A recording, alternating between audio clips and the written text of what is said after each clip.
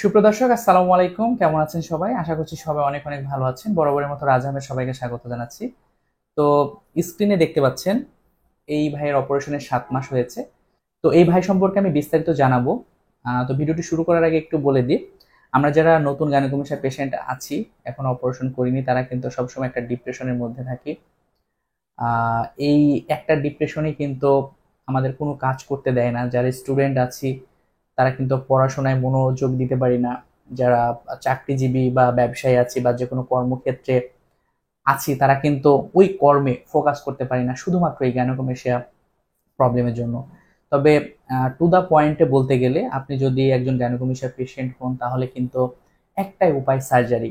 So আপনার গ্যানোকোমেশিয়া আছে নাকি নর্মাল ফ্যাট, সেটা আইডেন্টিফাই করার জন্য অবশ্যই একজন এন্ডোক্রাইনোলজি স্পেশালিস্ট অথবা একজন প্লাস্টিক সার্জনের সাথে যোগাযোগ করুন। ওনাদের কথা মতো ফলো আপে যান। যদি আপনার প্রবলেম হয় সেক্ষেত্রে আপনি সার্জারির ডিসিশন নিয়ে নিন।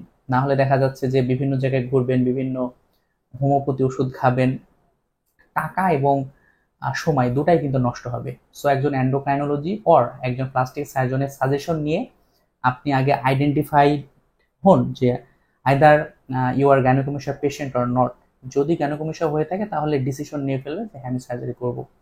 এখন যেমন লাইফটা অনেক বিভীষিকাময় মনে হয়, জাস্ট সার্জারিটা হয়ে গেলে কিন্তু এর উল্টাটা হয়ে যাবে, অর্থাৎ life will be very beautiful. Hmm.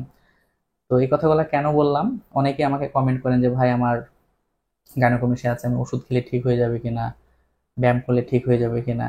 তো ওষুধ, ব্যায়াম গাইনোকমেশিয়া কাজ করে না। যাদের ব্রেস্টটা একটু বড়, এই বেলগুলো অপারেশনের আগে যদি আপনারা পরে এরকম টি শার্ট পরেন, পাঞ্জাবি পরেন বা নর্মালি শার্ট পরেন, এগুলা পরলে কিন্তু কেউ বুঝতে পারবে না যে আপনার এই গাইনোকমেশিয়া আছে বা ব্রেস্ট বড়। যারা গাইনোকমেশিয়া পেশেন্ট, যারা অপারেশন করবেন, তাদের এই বেল্টগুলা কিন্তু দরকার হয়। অপারেশনের পরে 21 দিন এই বেল্টগুলা পরতে হয়। আপনার শেপটা ঠিক রাখবে, পরেও কমফোর্ট ফিল করবেন। এই বেল্টগুলা পরে কিন্তু আপনি টি শার্ট, গেঞ্জি টেঞ্জি পরে বাইরে গেলেও কেউ বুঝতে পারবে না যে আপনার অপারেশন হয়েছে। ঠিক আছে। গাইনোকমেশিয়া হলে চেস্টের ভিতরে এক ধরনের টিস্যু থাকে, এই টিস্যুটা কিন্তু এক ধরনের অর্গান তৈরি করে। আর অর্গান কখনোই ব্যায়াম বা ওষুধে যাবে না, এটাকে কেটে ফেলতে হয়, যেটা গাইনোকমেশিয়া সার্জারির মাধ্যমে করা হয়। ঠিক আছে। কিছু না বুঝলে আমাকে এসএমএস করবেন, আমি বুঝাই দিব। তো মেন ভিডিওতে চলে যাই। স্ক্রিনে দেখতে পাচ্ছেন এই ভাইয়ের সার্জারিটা 7 মাস আগে হয়েছে। কতটা চমৎকার রেজাল্ট দেখেন, একদমই স্মুথ কিন্তু একটা result. Doctor Mosaddek Hasan Asif sir ওনার অপারেশনটি করেছেন। তো অপারেশন করার পর থেকে এই 7 মাসে আমার সাথে অনেক ইনফরমেশন উনি নিয়েছে, কিভাবে চলতে হবে, কি করতে হবে। তো ফাইনালি একটা ভালো রেজাল্ট কিন্তু উনি পেয়েছে। তো অনেকে বলেন যে ভাই, অপারেশন পরবর্তীতে রেজাল্ট কেমন হয়? আমি সবসময় কিন্তু চেষ্টা করি, পেশেন্টদের বলি যে ভাই, আপনি 2 মাস পরে, 4 মাস পরে, 7 মাস পরে একটা আপডেট দেন। যারা নতুন পেশেন্ট তারা দেখুক, তাদের মধ্যে একটা কনফিডেন্ট তৈরি হোক। 7 মাস হয়েছে শুধু রিকভারি টাইমটা। এখন উনি যখন ব্যায়াম করবে আরো 4-5 মাস, তখন কিন্তু এই বুকটা আরো কম্প্যাক্ট হবে, আরো ভালো একটা শেপ আসবে। মোসাদ্দেক হাসান আসিফ স্যার উনি কিন্তু খুবই ভালো মনের একজন মানুষ এবং বাহির থেকে ডিগ্রি নিয়ে আসা একজন FCPS doctor. Mosaddek Hasan Asif sir অনেক অপারেশন করছে, অনেক অনেক অপারেশন কিন্তু করছে, রেগুলার অপারেশন করছেন।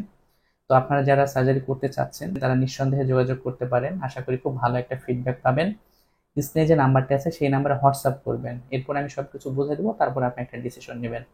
তো সবাই ভালো থাকবেন। আর এই ভাইয়ের রেজাল্ট আপনাদের কাছে কেমন বলে মনে হচ্ছে অবশ্যই কমেন্ট করে জানাবেন। ধন্যবাদ সবাইকে।